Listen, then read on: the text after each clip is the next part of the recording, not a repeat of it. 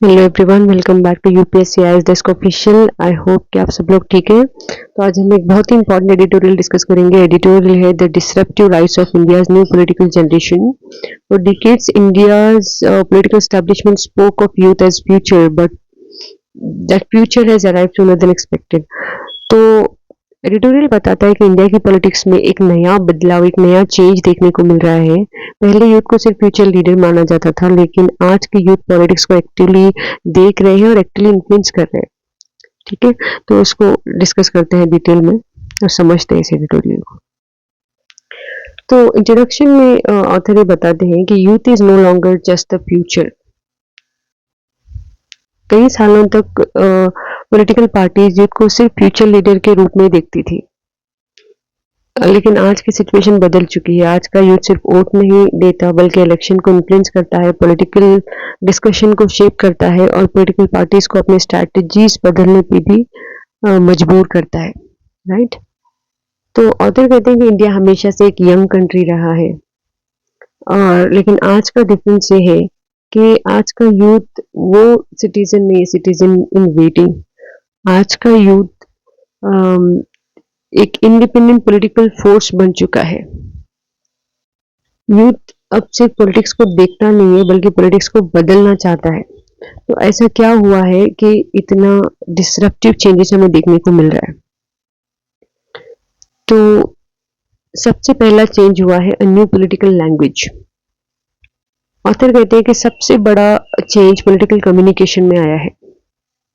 पहले leaders rallies और public meetings में स्पीचेस देते थे और लोग सिर्फ सुनते थे। राइट। टीवी, न्यूज़पेपर्स में पॉलिटिकल पार्टीज ही इंफॉर्मेशन के सोर्स हुआ करते थे। लेकिन आज की generation Instagram, YouTube, podcast, memes और एक्स जैसे डिजिटल प्लेटफॉर्म्स पर पॉलिटिक्स को फॉलो करते हैं। राइट। तो यंग वोटर सिर्फ स्पीचेस से इम्प्रेस नहीं होते, वो देखते हैं कि लीडर्स कितने जेन्युइन हैं। राइट। और कितने एक्सेसिबल हैं, कितने ऑनेस्ट हैं, कितने ट्रांसपेरेंट हैं, और कितने ऑनेस्टली लोगों से कनेक्ट करते हैं। तो इसमें एग्जाम्पल दिए हुए हैं लीडर्स का, देखते हैं। तो पहला एग्जाम्पल है विजय, एक्टर टर्न पॉलिटिशियन। इनका एग्जाम्पल दिया जाता है। विजय की पॉपुलैरिटी सिर्फ एक्टर होने की वजह से नहीं है, इन्होंने यूथ का कम्युनिकेशन स्टाइल को समझा। वो सोशल मीडिया के थ्रू डायरेक्टली लोगों से कनेक्ट करते रहे, और इस वजह से यंग वोटर्स उनसे रिलेट करते रहे, और जो पॉलिटिकल पार्टीज डिजिटल प्लेटफॉर्म को सीरियस नहीं लेती थी, इनके स्टैब्लिशमेंट को देखते हुए उन्होंने भी इस ट्रेंड को सीरियस लेना शुरू किया है। सेकेंड चेंज हुआ है memes and digital voices. Author कहते हैं कि पहले मीम सिर्फ एंटरटेनमेंट्स के लिए होते थे, लेकिन आज meme, satire pages, YouTube creators और independent digital voices political opinion को इन्फ्लुएंस कर रहे हैं। पॉलिटिकल पार्टीज भी सोशल मीडिया ट्रेंड्स को क्लोजली मॉनिटर करती हैं, और अपनी कैंपेन स्ट्रेटेजीज को उनके हिसाब से डिजाइन किया जा रहा है। इसलिए ऑनलाइन पॉलिटिकल और रियल पॉलिटिक्स का डिफरेंस जो है वो धीरे धीरे खत्म हो रहा है। एक और एग्जाम्पल है केरला के सीएम वीडी सतीशन। तो इनको पूकी सीएम कहा जाता है। उन्होंने अपनी इमेज को सिंपल, अप्रोचेबल और पीपल फ्रेंडली बनाया है। राइट। तो ऑथर कहते हैं कि आज का यंग वोटर सिर्फ पार्टी आइडियोलॉजी को देखकर वोट नहीं करता, वो देखते हैं कि लीडर लोगों से कितने अच्छे से कम्युनिकेट कर सकते हैं, कितने ऑनेस्टली कम्युनिकेट कर सकते हैं। राइट। सेकेंड जो इम्पोर्टेंट चेंज हुआ है, from protest to participation. Author कहते हैं कि यूथ पॉलिटिक्स अब सिर्फ कॉलेज इलेक्शन या यूथ विंग्स तक सीमित नहीं रहा है। एग्जाम्पल, जलीकट्टू प्रोटेस्ट जो हुआ 2017 में तमिलनाडु के अंदर, तो ये मूवमेंट सोशल मीडिया के थ्रू ही ऑर्गेनाइज हुआ। राइट। और इस प्रोटेस्ट को किसी पॉलिटिकल पार्टी ने लीड नहीं किया, यंग पीपल खुद इंटरनेट के थ्रू कनेक्ट हुए और लाखों की संख्या में प्रोटेस्ट में शामिल भी हुए। और इस इससे ये पता चलता है कि डिजिटल जनरेशन बिना ट्रेडिशनल पॉलिटिकल लीडरशिप के भी मूवमेंट्स ऑर्गेनाइज कर सकती है, उसको सक्सेसफुली कंप्लीट भी कर सकती है। तो दूसरा चेंजेस हुआ है rise of online political culture. इसके बाद ऑनलाइन पॉलिटिकल कल्चर और भी स्ट्रांग होने लगा 2017 के बाद।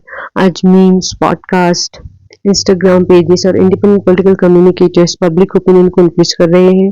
पॉलिटिकल पार्टीज भी ऑनलाइन रिएक्शंस को देखकर अपनी स्ट्रेटजीज बना रही हैं। ऑथर कहते हैं कि जो डिफरेंस था रियल पॉलिटिक्स और ऑनलाइन पॉलिटिक्स वो अब खत्म हो रहा है। और एग्जाम्पल दिया जाता है इस एडिटोरियल में रीजनल ट्रेंड्स जो हो रहे हैं इंडिया के आसपास। ये जो चेंजेस है डिस्ट्रप्टिव राइस, ये इंडिया में भी, ये सिर्फ इंडिया में नहीं हो रहा है, ये श्रीलंका में भी हुआ था 2022। अरागला प्रोटेस्ट और नेपाल में जेनजी मूवमेंट भी अ, सबने देखा है। तो ये दिखाता है कि साउथ एशिया में यूथ जो है वो गवर्नेंस, करप्शन और अकाउंटेबिलिटी जैसे इशू पर एक्टिवली पार्टिसिपेट कर रहा है। इंडिया में भी चेंजेस आ रहे हैं, लेकिन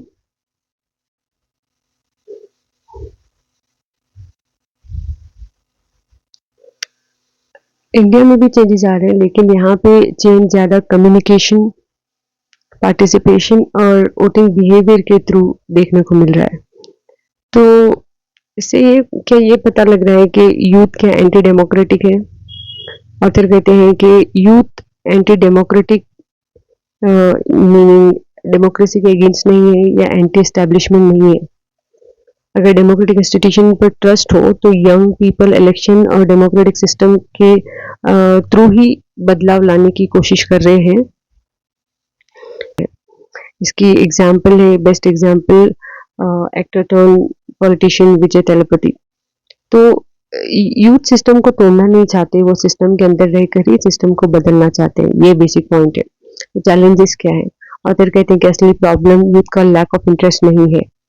पॉलिटिकल पार्टीज जिद को पॉलिटिक्स में लाने की बात तो करते हैं, लेकिन जब leadership, candidate selection, right, power sharing की बात आती है और डिसीजन मेकिंग की बात आती है, तब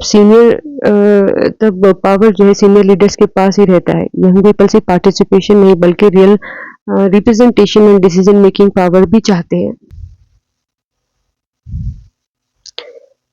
तो सॉल्यूशंस क्या है? तो सॉल्यूशन ये ऑथर कहते हैं कि पॉलिटिकल पार्टीज को सिर्फ सोशल मीडिया कैंपेन चलाने से काम नहीं चलेगा। उन्हें यूथ को जेन्युइनली लीडरशिप देनी होगी और यूथ लीडर्स को अपॉर्चुनिटीज देनी होगी, डिसीजन मेकिंग में उन्हें शामिल करना होगा, राइट। कैंडिडेट सिलेक्शन में उन्हें चांस देना होगा, पॉलिसी मेकिंग में उनकी आवाज को इम्पोर्टेंस देनी होगी। पॉलिटिक्स को ज़्यादा ट्रांसपेरेंट और पार्टिसिपेटरी बनाना होगा यूथ के लिए भी। तो अगर पॉलिटिकल पार्टीज इस चेंज को एक्सेप्ट नहीं करती तो फ्यूचर में उनकी कोई रिलेवेंस नहीं रह जाएगी, वो इररिलेवेंट होके रह जाएंगे। तो कंक्लूजन ये है कि जो यूथ है अब सिर्फ फ्यूचर नहीं है बल्कि प्रेजेंट में भी इंडियन पॉलिटिक्स को शेप कर रही है। तो digital platform, social media, elections और पब्लिक पार्टिसिपेशन के थ्रू यंग पीपल डेमोक्रेसी को नया डायरेक्शन में ले जा रहे हैं। और पॉलिटिकल पार्टीज के पास दो ऑप्शंस होते हैं, या तो बदलाव के साथ अडॉप्ट कर ले या धीरे धीरे इररिलेवेंट हो जाए, राइट। तो आज के लिए बस इतना ही। Thank you so much. For daily UPSC facts, PYQs and current affairs, subscribe to UPSC IS Desk. Thank you for watching.